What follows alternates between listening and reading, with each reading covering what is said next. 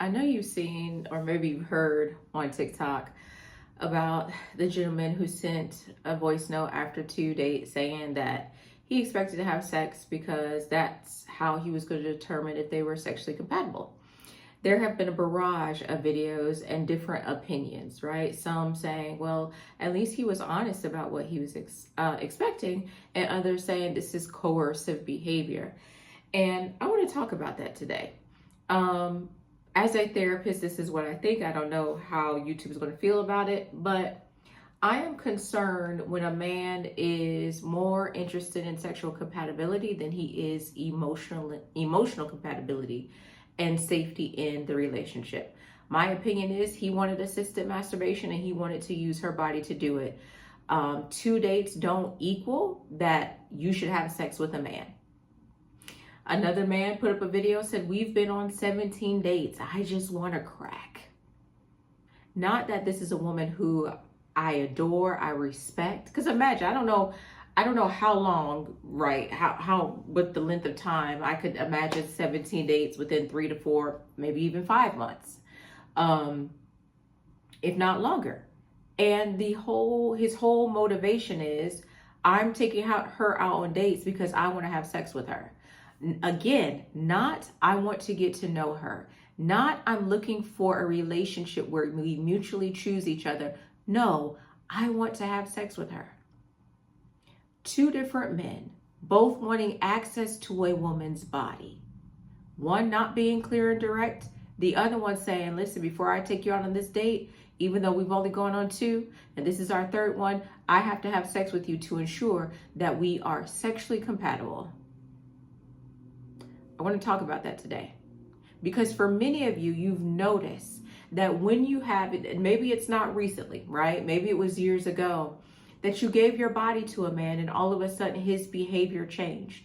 I want you to know is that he revealed his interest. His interest was he wanted to have sex, and he did what he needed to do in order to have sex. And I know that may have left you confused. I know I got some young girlies in the Heal Squad between the ages of 13, and I love you guys so much for tuning in, because this is a conversation that maybe your parents aren't having with you. So as your cyber auntie, I'm going to have this conversation. And for the big sister, for some of y'all, I'm going to have this conversation with you. Because, and I can't have it in full, I'm going to have it in the Girls Need Boundaries course. I'll talk more about that later. But we as women really need to how do I want to say this? I don't want you to feel guilt and shame because a man pursued you and then after he had sex with you, then his behavior changed. Because that reveals the condition of his heart. You didn't do anything wrong. Now, society will tell you did. Society will. Society will say you should have vetted him more. And you may even say that, Samithia, I should have vetted him more. I should have known. There was no way for you to know because he hid his intent. He did. He hid his intent. And so now, right, you sleep with him, something shifts, and you're feeling confused. You're feeling embarrassed. And you're trying to figure out, right, how can I get this back? Or you're trying to figure out what happened. And so that's what I'm going to talk about with you today. But more importantly, the message I want to talk about today is autonomy over your body. Because many of us were not given that. And there is a very active fight over the autonomy of our body. I don't even know if there's one law written about a man's body, but there's hundreds of laws written about a woman's body. I won't even tell you this. I didn't know this until I had breast cancer. But when I had my mastectomy, I learned that they couldn't give me the tissue. That they take the tissue and they study it for years. And that there's a law in Georgia that tells them they have the right to take my breast tissue. Think about the laws that have been repealed. There is an attack on the autonomy of women and their body. So some of you, there's 2 types of women who have watched this video. Who may be watching this video. There are the women of faith, right? Maybe you grew up and it was like sex is outside of marriage is a sin. The only person you're supposed to have sex with is your husband. You may have done the whole purity culture thing. You got the ring, you're wearing the ring. I'm not flicking you off. You're wearing the ring for purity, right? You may even be recovering out of purity, from purity culture. Because they may have gotten the flower. Remember, you get the rose and you dip it in, and that's showing you how you become damaged. No one taught you about your body belonging to you. You may have heard messages over the pulpit that you are supposed to deny your husband. So here you are as a woman of faith. You go out and you don't have any framework for what it is or any standards as relates to your body. You are just taught that you have sex within marriage. Meanwhile, the first time a boy makes a move on you, you don't have any skills, or maybe you didn't have any skills. Then there are the girls that nobody may have taught to you about sex. There's a book called it's called Stolen Women, Reclaiming Our Sexuality, Taking Back Our Lives. And it's by Dr. Wyatt. And she talks about the women where nobody talked to them about sex. Maybe you even were punished for having conversation with boys, accused of being fast. And so then what happens? You had to learn sex through your peers, through media, from culture, and ultimately from men. And some of the men that you may have learned about sex from weren't safe. They may have been predatorial. So here it is, you're a 16, 17-year-old, you walking down the street, a man's driving in the car, tells you how beautiful you are.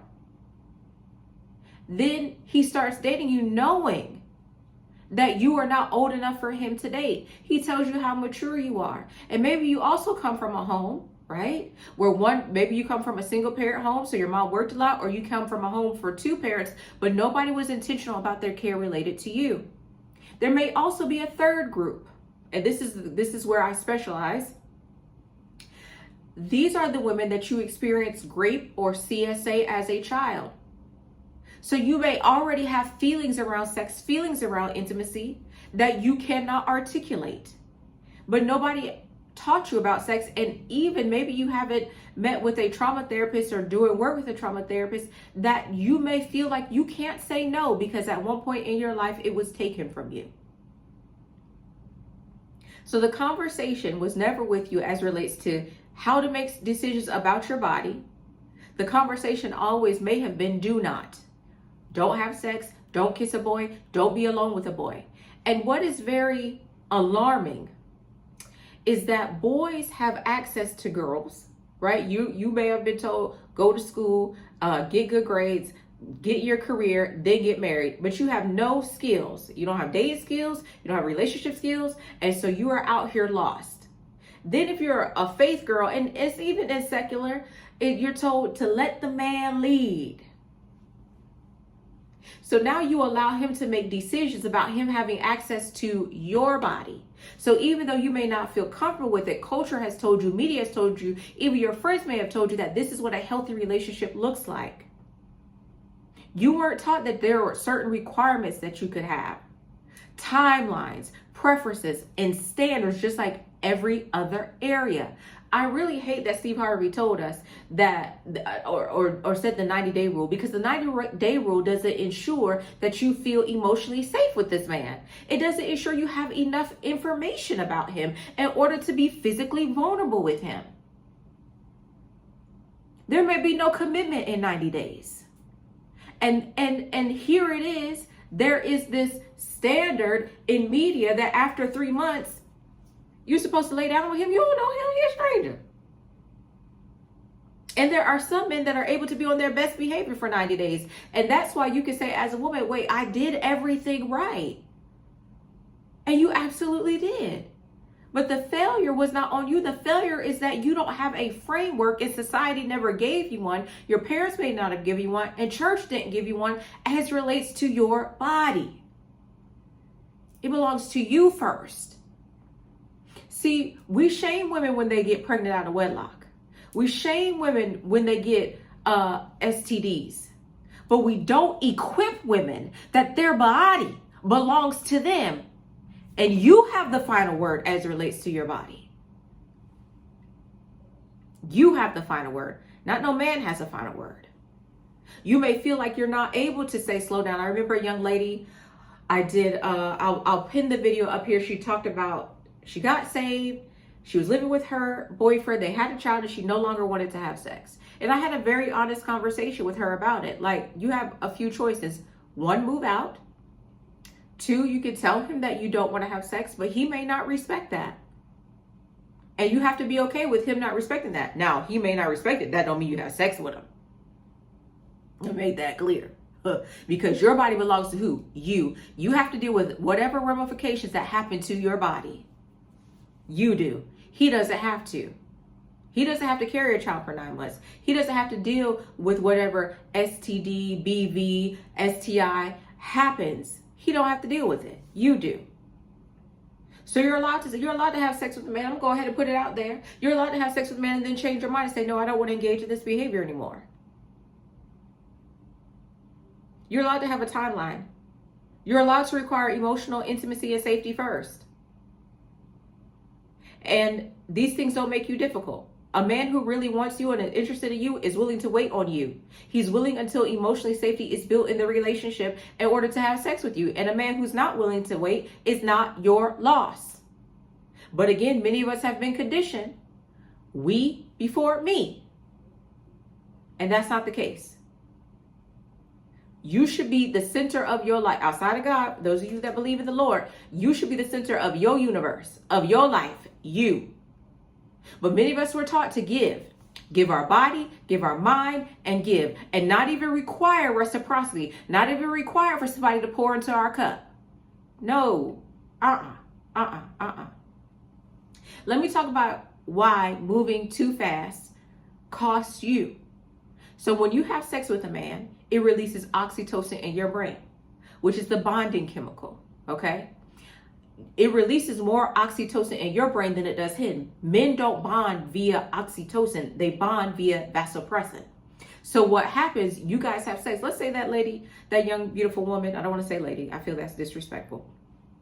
Said, okay, well, before the third date, okay, I'll have sex. She would have bonded to him and he may not have. Because, honestly, he ain't even want to, he wasn't trying to determine sexual compatibility. Any man who tells you he's trying to determine sexual compatibility is a liar. He's a liar. Especially if he is not even trying to determine if you guys are mentally compatible, emotionally compatible, if you have the same values, the same standards.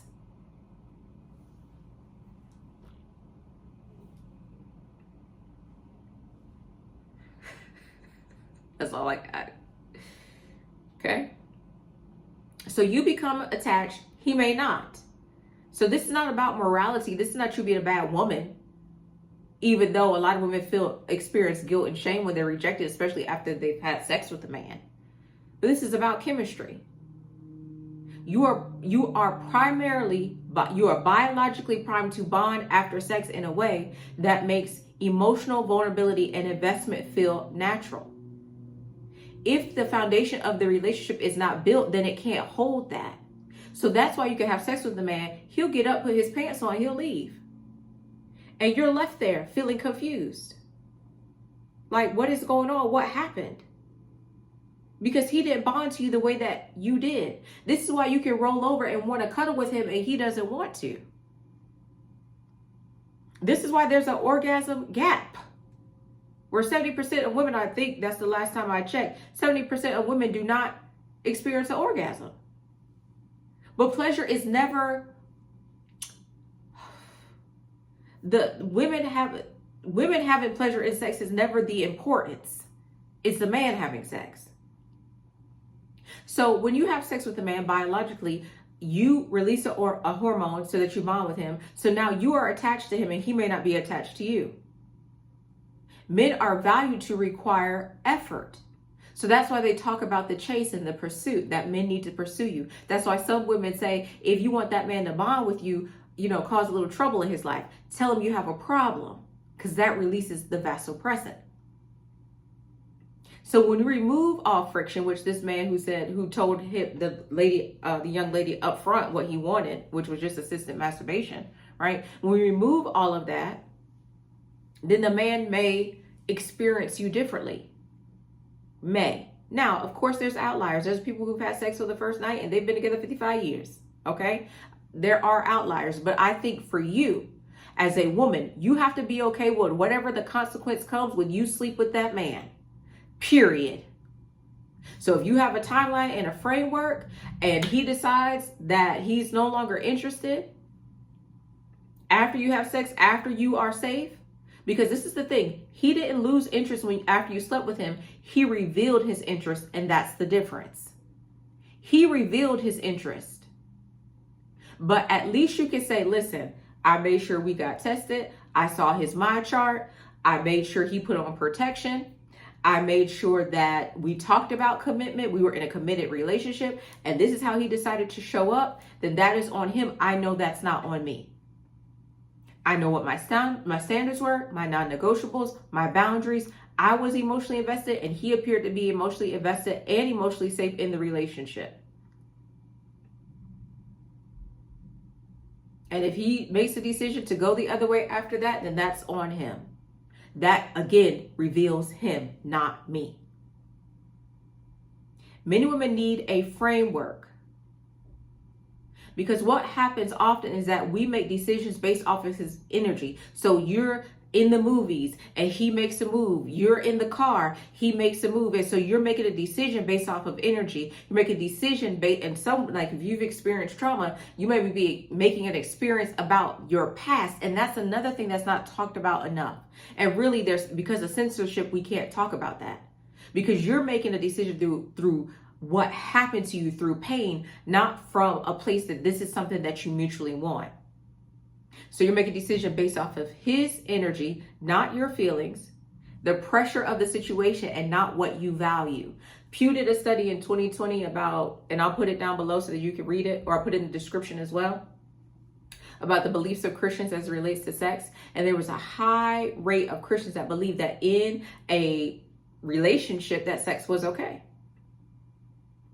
We have to be honest as believers about what we believe and think about sex. Now, we know what the scripture says, so I don't want it, that scripture, I know. But we have to have practical and honest conversations. We can never move forward if we want to deny what is happening.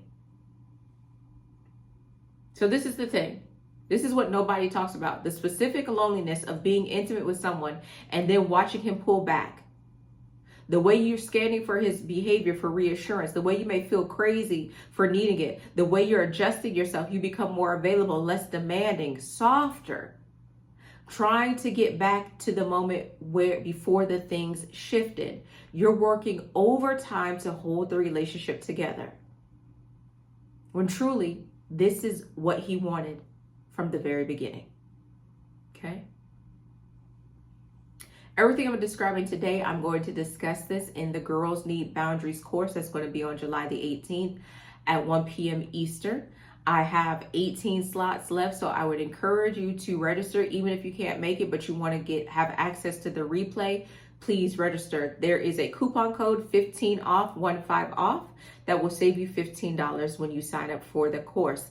In the course, I'm going to give you a specific framework so that you can work through the areas in your life where you may not have boundaries, or you've allowed your boundaries to become negotiables. Your boundaries should not be able to negotiate.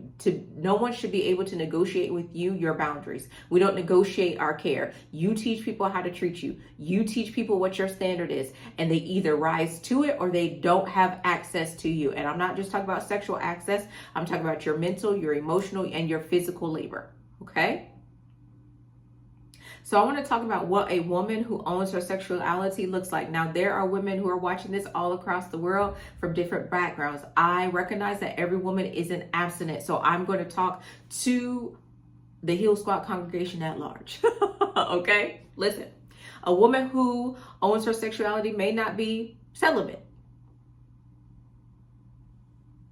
My Christian girl is, she may not be celibate. Christians got to be honest. Okay? She may not be waiting for marriage necessarily, but she is clear. She knows what she needs emotionally before she is willing to be physically vulnerable with a man. That's where you have to get clarity. What do I need emotionally before I'm willing to be physically vulnerable? Ashanti, the unpunishable woman, did a video about how a man changes when he's aroused. And she spoke on something that many women haven't had the courage maybe to say out loud, that some men are very dismissive of you, that it's like you're almost not in the room when they are sleeping with you. So you have to be very clear about what emotionally safety looks like. I did a couple of videos in the membership that you may want to check out. One is sexual boundaries.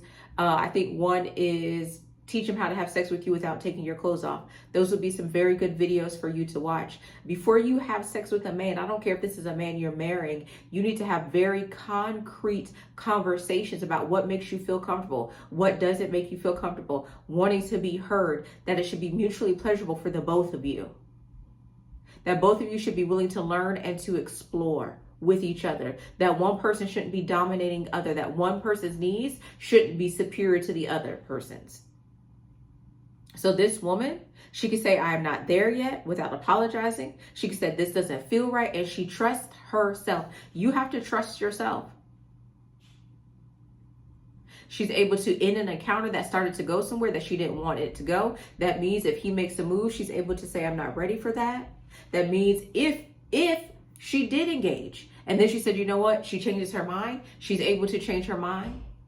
She's not worried about a man saying, this gonna give me blue balls. She's not worried about that. Without over explaining herself, without feeling that she has to explain. Her no means no. And she doesn't worry about what he thinks. She doesn't use sex as proof of love, proof of her value, as currency. She doesn't do it in order to avoid conflict. There are many women who are married, and I know as a single woman, people don't like me talking to married women, but since y'all be watching, sup. Put sup down in the comments so I know where the married girl is at, sup. Who have, what is it called? Wifely duties. Having sex out of obligation. Now for our Christian girls, we were taught, right? Don't deny your husband your body. So now you're having dutiful sex, but or sex out of obligation, but there is nobody having a conversation with him like, yo, bro, like you need to meet your wife's emotional needs now. You're trying to figure out why she doesn't want to be intimate with you. She doesn't want to be intimate with you because you're not showing up as emotionally safe or emotionally available. You're being dismissive of her. You're minimizing her. You're minimizing her needs. She wants to spend time with you. She wants to go on dates. You tell her you can't. She wants flowers. You say it's stupid. It's dumb. She wants you to help her with the garden. You don't want to. She wants to cuddle in bed. You don't want to. So you don't want any intimacy with her. You don't want emotional intimacy. You only want physical intimacy. Then we also have to talk about how some men feel guaranteed access to a woman's body, even in marriage. So this woman who has her standards as it relates to sex, no, ain't nobody obligated to this right here. No. You know what you need. You know that you're allowed to need it. You're willing to communicate it to a man that you need it. And you're okay if he walks away. Because what you're not going to do is be coerced to giving your body to a man who doesn't respect your mind, who doesn't respect your boundaries. And for the women of faith, listen. Your faith gives you permission to have a standard for your body. And the standard is not just that he's your husband. That's just not the only standard. He's supposed to love you as Christ loved the church, that he's willing to die. He's supposed to treat you equally, right? So his prayers won't be hindered. He's supposed to wash you and present you. That's what he's supposed to do. So you're able to have some standards. It doesn't require you to be ashamed of your body, afraid of your desire. What's her name? Brittany Brodus. Brittany Brodus is a Christian sexologist. So if you are a Christian married woman or a Christian woman, she's a Christian sexologist. And this is the type of work that she does. She's doing a lot of work. She's getting her doctorate. So I would encourage you. She's on Instagram and she's also on YouTube to watch her videos, right? Because I think a lot of Christian women are suppressed because of purity culture, want to be seen as pure. And let me say this to the woman who may have made some mistakes in her past. You have the right to change your mind. I did a video about that. Your value is determined by you. It's not determined by your past. It's not determined by what anybody else thinks about you. Your value is determined by you. I don't care what you did. No. It's determined by you. Don't let nobody determine your value. So especially if you're dealing with a lot of shame and a lot of guilt, you may need to schedule a coaching call and work with me one-on-one, especially if you don't want to do the groups setting. The group setting will have a Q&A. So I will teach for about an hour and a half, and then we'll have a Q&A. Well, I will answer your questions. We may even have some role play or hot seats. depending on, how much time we have, okay?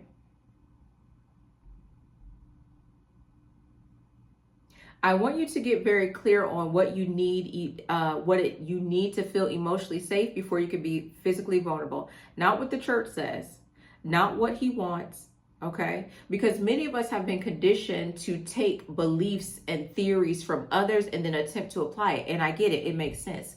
But what's more important is for you to figure out what works for you, what is healthy for you, what makes you feel safe, what your emotional needs are. What does care look like for you versus love? Because many people will say they love you, but they don't provide care. And I don't believe that someone can love you and not provide care. Someone can't say they love you and then are dismissive to your needs. That person doesn't love you. Somebody who loves you has to provide care for you. So you get clear on what do you need. Most women have never asked themselves this question. Your standard belongs entirely to you. You have to get clear on what intimacy has cost you when you moved on before you were ready. You know the answer. You felt it. I want you to name it to yourself, maybe write it down or out loud. What does intimacy cost me when I move prematurely? Because the thing is, it don't cost him. It costs you. And you're watching this video because you don't want to pay that cost ever again in your life, and you shouldn't have to. Your standards are to be protected.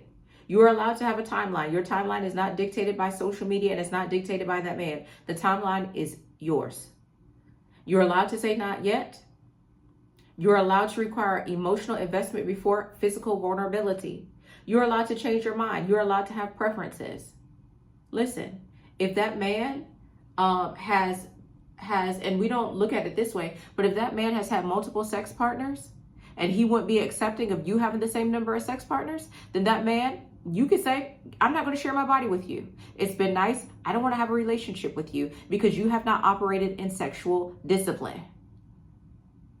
See, a man, he gets praised for being out and having sex with multiple people, sowing his wild oats. Meanwhile, you are viewed and experienced differently. But you can say, no. But the thing is, many women don't ask men because you are kind of, culture shapes us to believe that a man is having sex with multiple partners, that he has this, vast sexual history. But if you find that out, guess what? You don't have to sleep with him. You don't have to accept that. Nobody has given you that permission that you can have non-negotiables in every area of your life. And I'm just reminding you that you can. I'm having this conversation because the women that struggle the most in this area specifically, are not bad women. They are women who made bad choices, and they may have made the bad choice because they didn't have all of the information to make a wise choice. If your parents don't talk to you about sex, if church gives you a framework but it doesn't work for you, if culture and media give you frameworks that work for you, then it doesn't set you up for success. And even waiting for marriage may not set you up for success because there may be demands placed on you within marriage that you were not aware of. There were expectations placed on you that you were not aware of. Some of you may have not been taught that your body had value outside of what it could provide to someone else. No one taught you that you were able to have requirements. And nobody may have said to you that the man who respects your requirements is a different quality of man than the man who doesn't. You do not want to be with a man who doesn't respect your requirements. Any of them. Any of them. But there's this onslaught, this barrage of messaging towards women that you're too much, you're doing too much, you're asking for too much. Your romantic relationship is the most intimate relationship you'll have. It will determine whether you rise or whether you sink. Don't let anybody talk you out of your requirements. Don't let anybody talk you out of what you need, what you desire, and what you expect. Okay? If this hits deep, if you're like, Cynthia, this was me, I need you to register for the Girls Need Boundaries course. It's going to be on July the 18th at 1 p.m. Eastern.